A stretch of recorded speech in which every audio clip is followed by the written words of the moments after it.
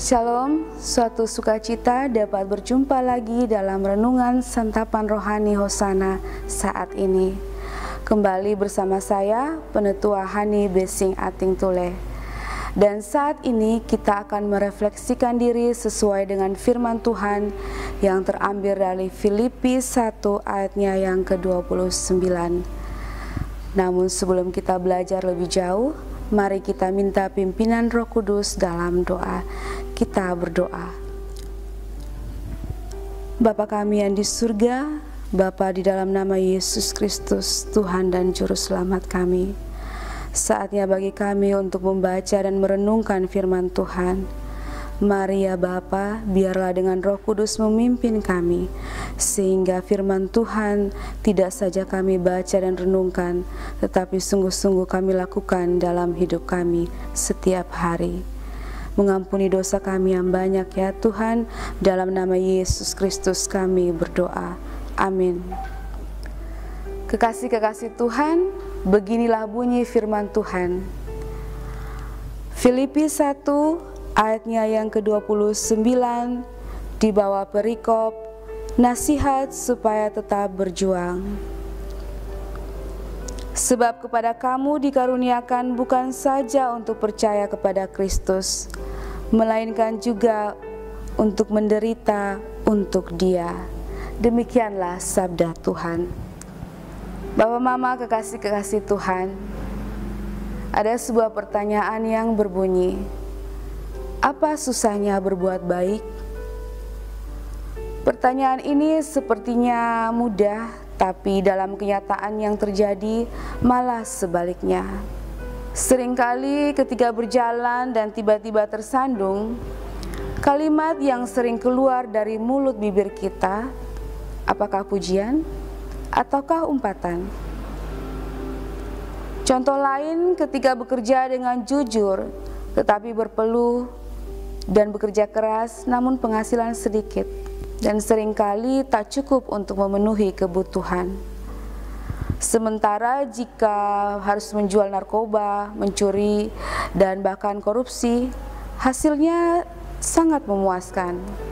Kekasih-kekasih Tuhan, ketika kita konsisten untuk hidup sesuai dengan Injil Kristus yang merupakan kebaikan dan kebenaran, di situ pula kita sedang berjuang untuk berdiri teguh mempertahankan iman kita dari orang-orang maupun hal-hal yang menyerang iman kita, dan mengalami derita juga oleh karena kesetiaan melakukan firman Tuhan sesungguhnya adalah sebuah karunia Allah. Pertanyaannya adalah, apakah kita menerima karunia tersebut atau tidak? Atau malah sebaliknya bertanya, mengapa menderita menjadi suatu karunia? Kekasih-kekasih Tuhan, dalam kisahnya Ayub mengatakan, apakah kita mau menerima yang baik dari Allah tetapi tidak mau menerima yang buruk? Dan pada akhirnya kita bisa melihat hidup Ayub diberkati karena kesetiaannya. Daud juga mengatakan bahwa sengsaraku engkaulah yang menghitung-hitung, dan air mataku kau taruh dalam kirbatmu. Bukankah semua telah kau daftarkan? Allah tidak pernah meninggalkan kita, bahkan dalam penderitaan sekalipun, karena Ia sendiri telah berjanji, aku sekali-kali tidak akan membiarkan engkau, dan aku sekali-kali tidak akan meninggalkan engkau. Karena dalam Matius 5 ayat 10-12 mengatakan, tidak selama-lamanya orang dibiarkannya orang benar goyah, tetapi berbahagialah orang yang dianiaya oleh sebab kebenaran, karena merekalah empunya kerajaan sorga. Mazmur 55 ayat ke-22 mengatakan, tidak selama-lamanya orang dibiarkannya orang benar goyah. Bahkan dikatakan dalam Matius 5 ayat 10 hingga 12, berbahagialah orang yang dianiaya oleh sebab kebenaran, karena merekalah empunya kerajaan surga. Bapak, Mama, Saudara yang terkasih dalam Tuhan kita Yesus Kristus, walaupun dalam melakukan kebaikan dan kebenaran seringkali menyakitkan dan penderitaanlah yang kita alami, tetapi itu semua sangat bermakna.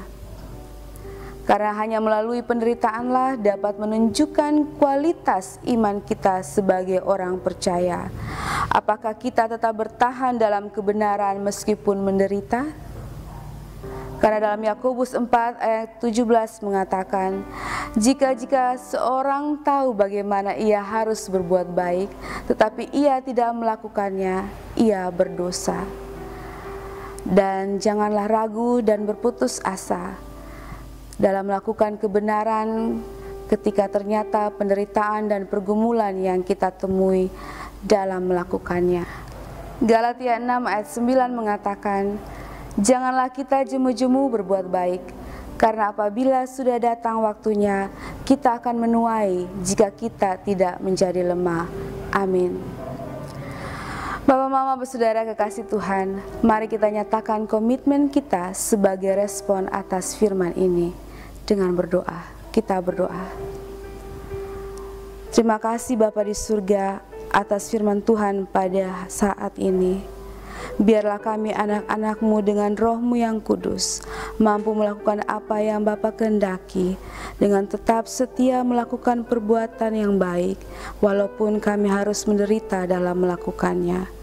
Karena kami percaya Allah tidak pernah meninggalkan kami dan kami senantiasa dikuatkan. Terima kasih ya Bapa di surga. Inilah doa dan syukur kami Tuhan, di dalam nama Yesus Kristus kami berdoa. Amin. Demikianlah renungan kita kali ini. Semoga menjadi santapan rohani yang menguatkan dan menyegarkan jiwa kita. Tuhan Yesus memberkati. Shalom.